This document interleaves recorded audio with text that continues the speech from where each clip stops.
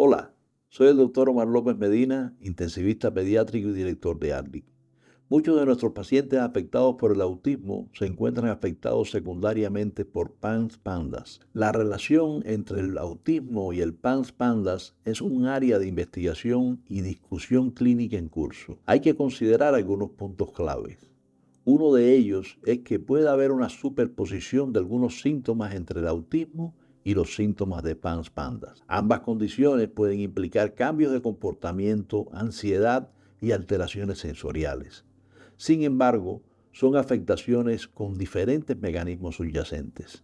El PANS-PANDAS implica una respuesta autoinmune desencadenada por infecciones, como les mencioné en el video específico para PANS-PANDAS que pueden encontrar aquí o en la descripción del video. El organismo, al atacar la infección, crea anticuerpos que atacan también, por error, al cerebro, creando las manifestaciones clínicas que se observan en estos casos.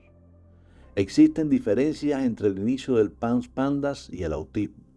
El PANS-PANDAS se caracteriza por un inicio agudo y repentino de síntomas, a menudo después de una infección. El autismo, por otro lado, se caracteriza típicamente por trastornos del desarrollo en la primera infancia.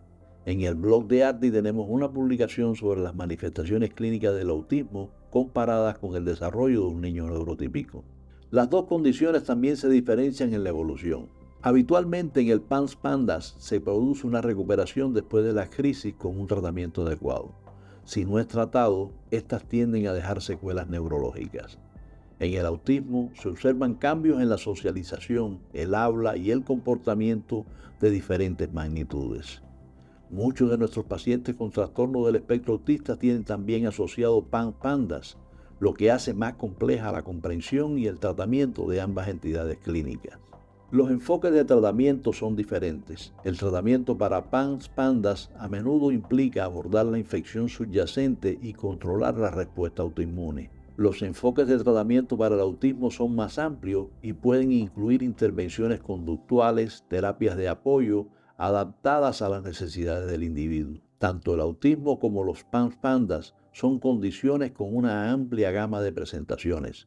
La experiencia de cada individuo puede variar y no todas las personas con autismo tendrán PANS-PANDAS y viceversa. En resumen, si bien puede haber cierta superposición clínica entre el autismo y los PANS-PANDAS, son condiciones distintas y con diferentes mecanismos subyacentes. Todavía se está estudiando la posible relación entre ellos, por lo que es importante confiar en la información basada en la evidencia y consultar con profesionales de la salud calificados para un diagnóstico y orientación preciso. Es fundamental que estemos informados y comprendamos las diferencias y similitudes entre las condiciones para poder brindar el apoyo adecuado a quienes lo necesitan.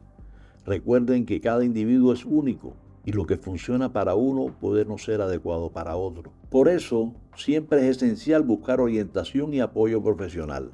Si desean más información o tienen alguna pregunta, no duden en visitar nuestro blog de ARDIC o escribir a nuestro WhatsApp o correo electrónico, los cuales puede encontrar en la descripción del video.